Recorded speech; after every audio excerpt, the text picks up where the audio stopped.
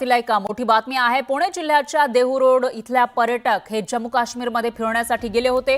तर पहलगाम पासून 7.5 किलोमीटर असलेल्या बेताब व्हॅलीमध्ये ते गेले होते। ते बेताब व्हॅलीमध्ये लहान मुलाचा व्हिडिओ बनवत होते।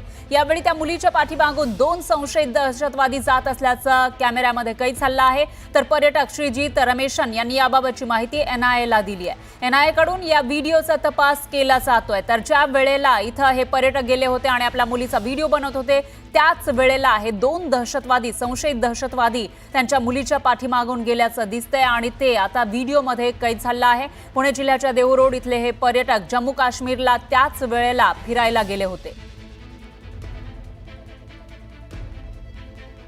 तर पहलगाम पासून 7.5 किलोमीटर वर असलेल्या बेताब व्हॅलीमध्ये ते होते आणि या ठिकाणी ते आपल्या लहान मुलीचा व्हिडिओ बनवत असताना त्याच वेळी त्यांच्या मुलीच्या पाठीमागून हे 2 संशयित दहशतवादी जात असल्याचं मोबाईल कॅमेरामध्ये कैद झालंय।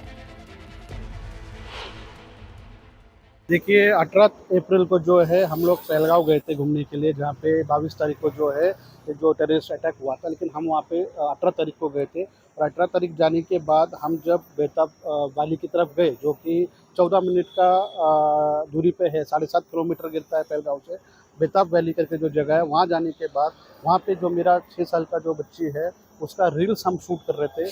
और रील्स के अंदर जो है 2 जो उसके अंदर जो संशयित टेररिस्ट है वो कैद हुआ। अब जब हम रिटर्न पुणे आने के बाद जब सिक्योरिटी एजेंसीज लोगों ने जब उसके अंदर टीवी पे जो चारों टेररिस्ट का फोटो जो है जब उन्होंने पब्लिश किया, तो मैंने और जो मेरी वाइफ है हमने बोला कि इसमें से 2 जोड़ी को तो हमने देखा है, पर कहाँ देखा ये हमको याद नहीं आ रहा था। तो हम लोगों ने क्या किया, जितने हमारे वीडियोस पहलगांव के हो, बेताब वैली के हो, और जितने फोटोज हमने स्कैन किए और चेक करने के बाद जो है हमको मालूम पड़ा कि जो हमारी बच्ची का रील्स बनाते समय जो 2 आदमी पास किया, तो उनका जो body language, height, weight, dressing sense जो है वो सस्पिशियस थे। और जो 4 में से जो 2 टेररिस्ट थे उनसे मैच हो रही थी।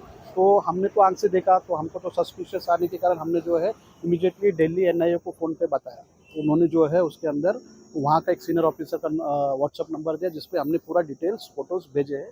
और अभी एनआईए वो पुष्टि करेगा कि वो सही में वो टेररिस्ट थे या नहीं। और हमने तो आंखों से देखा है, और जो बॉडी लैंग्वेज दिख रहा है, जो हाइट वेट है, वो टेररिस्ट से मिलता जुलता है। जहाँ पे ये हादसा हुआ था पहलगाम, वहाँ से ये जो बेताब रैली कितनी दूरी पे है, और एनआई की तरफ से आपको अभी तक कुछ रिप्लाई आया है क्या?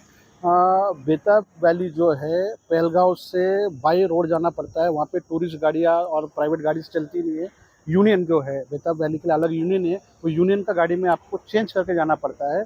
14 to 15 मिनट्स का ड्राइव है, पूरा जैसा घाट सेक्शन होता है, और 7.5 किलोमीटर पे ये बेताब वैली है। सिंपत्ती असेल ती असतेच आपली, पण शेवटी जेव्हा देशाच्या सुरक्षिततेचा आणि देशाच्या अस्मितेचा विषय येतो त्यावेळी काही कडक निर्णय देखील घ्यावे लागतात। खरं म्हणजे पाकिस्तानच्या सरकारला हे समजलं पाहिजे की त्यांची निर्भरता भारतावर आहे, आणि ज्या प्रकारे आतंकवादाला ते समर्थन देतात, मानवतेचा एक प्रकारे जे ते खून करतात, मला असं वाटतं आज जगातला कुठलाही देश पाकिस्तान सोबत उघडपणे उभा राहू शकत नाही। ही पाकिस्तानची परिस्थिती। पाकिस्तानच्या मंत्र्यांनी पंतप्रधानांना शिवीगाळ केली, ते उघडपणे धमकी देतात की आमच्याकडे न्यूक्लिअर बॉम्ब आहे। खायला पैसे नाही, कशाचा न्यूक्लिअर बॉम्ब सांगतात? खायला पैसे नाही, त्यांच्याकडे भुके मरून राहिले लोक, काय त्यांची अवस्था न्यूक्लिअर बॉम्ब सांगून राहिले? सर, बावनकुळे साहेब असं म्हटलेत की तुम्ही 2040 पर्यंत मुख्यमंत्री राहाल इथून पुढे, शुभेच्छा दिल्यात तुम्हाला। बावनकुळे साहेबांच्या जर बस चालला तर ते 100 वर्ष मला ठेवतील, पण रामदास कदम साहेब म्हटले त्याच्यावर 2080 पर्यंत राहू देत, आमच्या शुभेच्छा आहेत।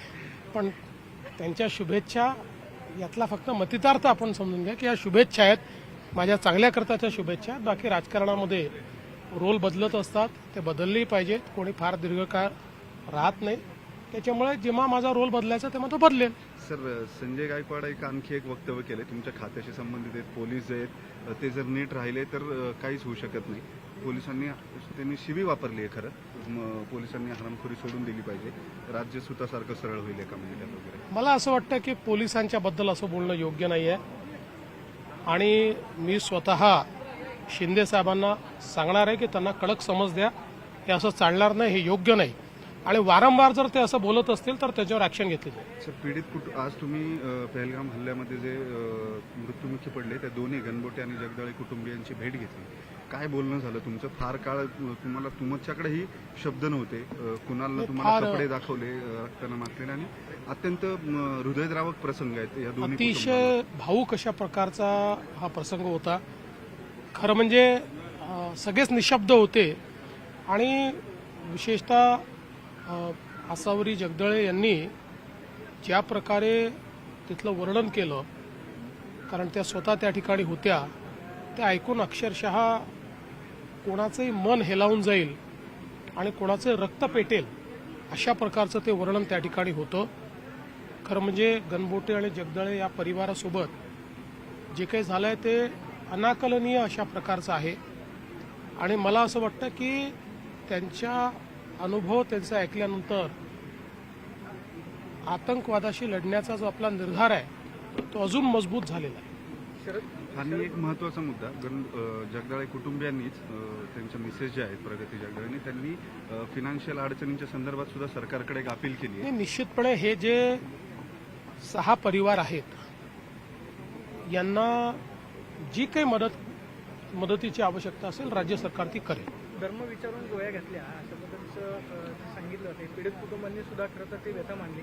शरद पवार असं म्हणाले की यातली सत्यता माहिती नाही.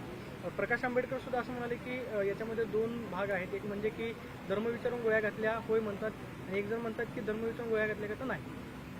बघा, कोण काय म्हणालं याच्या वादात मला पडायचं नाही. ही वाद करण्याची वेळ नाही. जे काही पीडित आहेत त्यांच्या कुटुंबियांनी त्यांच्या व्यथा मांडलेल्या आहेत. त्यांनी जे बघितलं आहे मांडलेलं आहे. ज्यांना ते मान्य करायचं असेल ते मान्य करतील.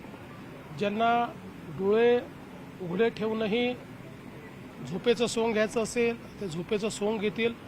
मी दोघांची वक्तव्य ऐकलेली नाहीत, त्यामुळे दोघांवरही कमेंट करणार नाही. सिंधू कराराचा एक मुद्दा होता. घरापण पाणी अडवणार कसं असा एक प्रश्न विचारला जातो. असं आहे की सिंधू करार मोडल्यानंतर खरं म्हणजे 3-4 योजना या ऑलरेडी त्या ठिकाणी सुरू आहे आणि पाणी काही एका दिवसात अडतं असं कोणाचा त्या ठिकाणी बाळबोध समज नाही आहे. पण या पाण्यावर पाकिस्तान निर्भर आहे आणि हे पाणी अडवणं भारताने जर सुरू केलं तर अक्षरशः पाकिस्तानवर त्या ठिकाणी तहानेने मरण्याची वेळ येईल आणि म्हणून हा अतिशय योग्य निर्णय. अशा प्रकारची जागा दाखवावी लागते. ती जागा दाखवण्याचा निर्णय आहे. आता आपल्या इथे काही लोक असे आहेत की प्रत्येक गोष्टीत त्यांना प्रश्नचिन्ह निर्माण करायचे आहे. देशाच्या प्रती त्यांना काही वाटतच नाही. मला अशा लोकांची कीव येते. मी त्यांच्यावर काही मला राग येत नाही, कीव येते. भोरमध्ये संग्राम धोके घेतले, आता काँग्रेस राहणार की नाही जिल्ह्यात? काँग्रेस स्वतःला शिल्लक ठेवत नाहीये. थँक्यू. तर पहलगाम हल्ल्यामध्ये ज्यांनी आप्तस्वकीय गमावलेले आहेत त्यांना सरकार मदत करणार असं मुख्यमंत्री म्हणालेले आहेत. या बुलढाण्याचे आमदार संजय गायकवाड यांनी पोलिसांबद्दल बोलताना मुक्ता फळं उधळली आहेत. महाराष्ट्र पोलिसांसारखं अकार्यक्षम डिपार्टमेंट जगात कुठेही नाही असं ते म्हणाले. पोलिसांनी जर 50 लाख पकडले तर ते 50,000 रुपये दाखवतात. सरकारनं जर एखादा कायदा बनवला तर पोलिसांना 1 हप्ता वाढून जातो. गुटखाबंदी केल्यासही पोलिसांचा 1 हप्ता वाढतो असं म्हणत संजय गायकवाड यांनी पोलिसांबाबत मुक्ता फळं उधळत सरकारला घरचा आहेर दिलाय. रेड केली 50 लाख कधी पकडले ते 50,000 दाखवतात. राज्यात मध्ये खरोखर या देशातल्या पोलिसांनी इमानदारीने जर काम कधी केलं, याने कधी म्हणलं नाही 1 वर्ष बघते मी काहीच करणार नाही, इमानदारी ड्युटी करीन, तर सगळे सुतासारखे सरळ होऊन जातील. सुतासारखे.